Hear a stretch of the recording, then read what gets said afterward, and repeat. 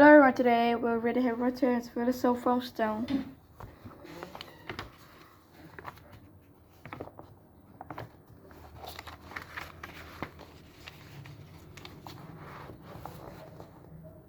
Grabbing his presents as he too carried a lippy jumper over his arm, which Fred sized. Teeth were perfect. Get it done, Percy. Come on, we're all wearing ours, even Harry got on. I don't want, said Percy quickly as the twins forced the jumper over his head, knocking his glasses. That's new. You're not sitting with the prefects today either, said George. Christmas is a time for family. They marched Percy from the room, his arms pinned to his sides by his jumper. Harry had never in all his life had such a Christmas dinner. 100 fat roast turkeys, mountains of roast and boiled tomatoes, platters of fat chipolatas, tureens of buttered peas, silver bowls of thick, rich gravy and cranberry sauce, and stacks of wizard crackers every few feet along the table. These fantastic crackers were nothing like the feeble, meager ones their Dursleys usually bought, with their little plastic boys and their flimsy paper hats. Harry pulled a wizard cracker with Fred, and it didn't just bang. It went off with a blast, like a cannon, and engulfed them all in a cloud of blue smoke, while from their inside exploded the rear admiral's hat and several live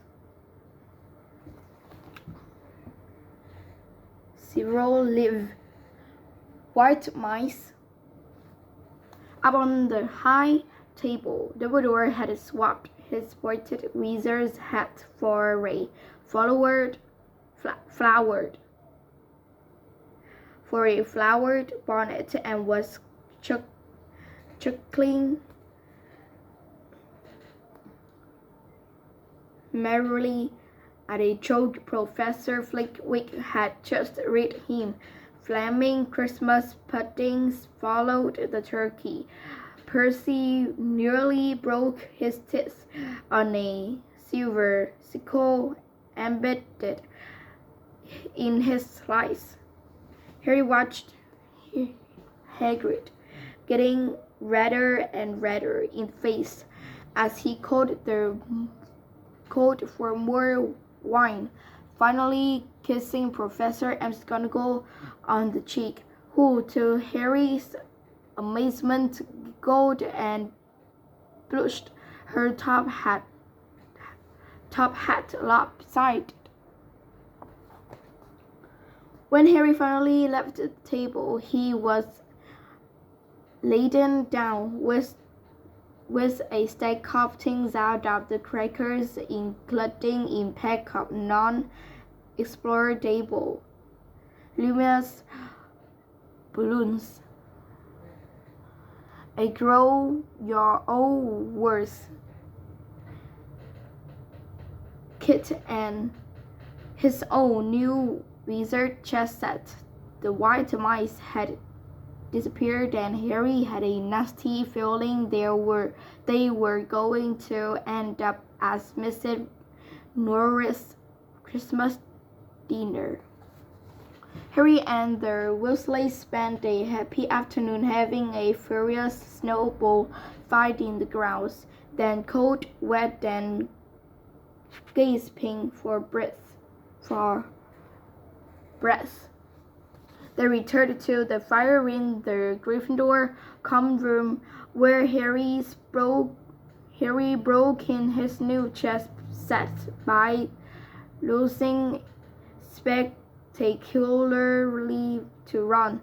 He suspected he wouldn't have lost so badly if Percy hadn't tried to help him so much. After a tea of turkey sandwiches, crumpets, trifle, and Christmas cake, everyone felt too full and sleepy to do much before bed except sit and watch Percy chase Fred and much more.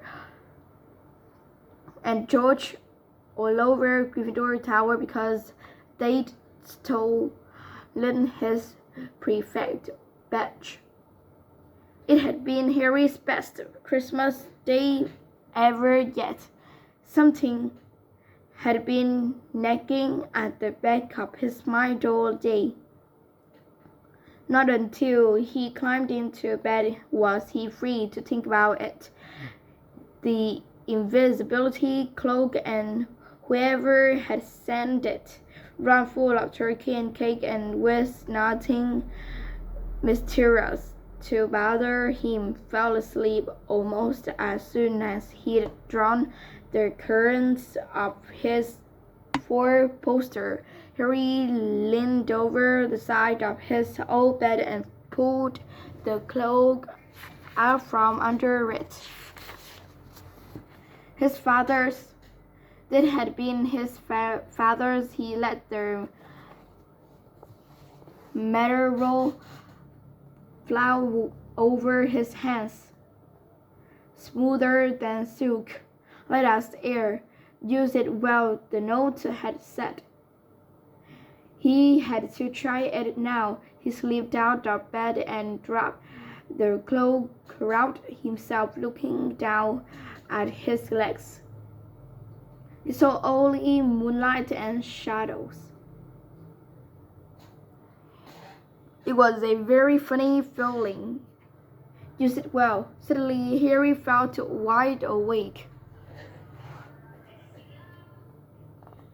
The whole of Hogwarts was open to him in his cloak. Excitement flooded through him that he stood there in the dark and silence. He could go anywhere in this, anywhere, and Filch would never know. Ron grunted in his sleep. Should Harry wake him? Something held him back. His father's cloak. He felt that this time, the first time, he wanted to use it alone. He crept out of the dormitory, down the stairs, across the common room, and climbed through the portrait hole. Who's there? Squawked the fat lady. Harry said nothing. He walked quickly down the corridor. Where should he go? He stopped, his heart racing, and thought. And then it came to him. The restricted section in the library. He'd be able to read as long as he liked, as long as it took to find out who Flamel was. He set off, drawing the invisibility cloak tight around him as he walked. The library was pitch black and very airy. Harry lit a lamp to see his way along the rows of books. The lamp looked as if it was floating along in mid-air, and even though Harry could feel his arms supporting it, the sight gave him the creeps. The restricted section was right at the back of the library. Stepping carefully over the row which separated these books from the rest of the library, he held up his lamp to read The titles didn't tell him much. The peeling faded gold letters spelled words in languages Harry couldn't understand. Some had no title at all. One book had a dark stain on it that looked horribly like blood. Hairs on the back of Harry's neck wrinkled. Maybe he was imagining it, maybe not, but he thought a faint whispering was coming from the books, as though they knew someone was coming from the books, as though they knew someone was there who shouldn't be. He had to start somewhere. Setting the lamp down carefully on the floor, he looked along the bottom shelf for an interesting-looking book. A large black and silver volume caught his eye. He pulled it out with difficulty because it was very heavy, and balancing it on his knee, let it fall open. A piercing, blood-curdling shriek split and silence. The book was screaming. Harry snapped it shut, but the shrink went down and down, one high, unbroken, ear-splitting note. He stumbled backwards and knocked over his lamp, which went out at once. Panicking, her head footsteps coming down the corridor outside, stuffing the shrieking book back on the shelf. He ran for it. He passed Filch. Almost in the doorway, Filch's wide eyes looked straight through him, and Harry slipped under Filch's outstretched arm and straight up the corridor. The book's rise still ringing in his ears. He came to a sudden halt in front of a tall, stood-up armoire. He had been so busy getting away from the library he hadn't paid attention to where he was going. Perhaps because it was dark, he didn't recognize where he was at all. There was a suit of armoire near the kitchens, he knew, but he must be 5 floors above there. You asked me to come directly to you, Professor. If anyone was wandering around at night and somebody's been in the library restricted section. Harry felt the blood drain out of his face. Wherever he was, Filch must know a shortcut because his soft, crazy voice was getting nearer. And to his owner,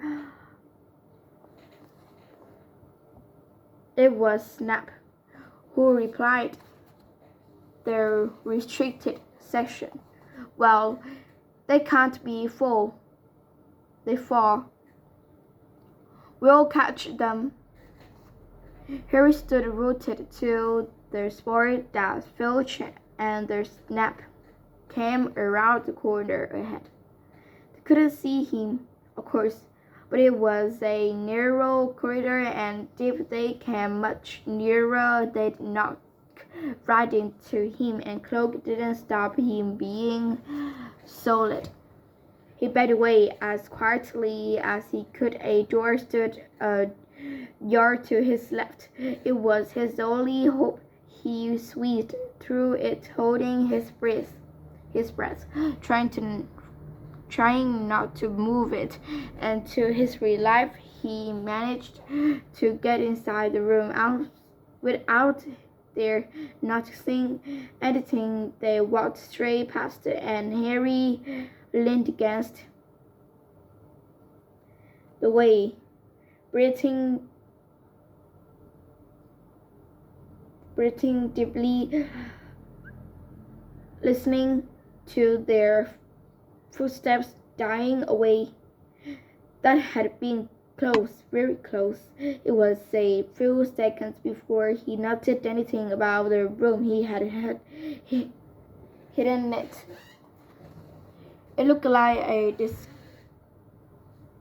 disused classroom. The dark shades of desks and chairs were piled against the walls, and there was an absurd waste paper basket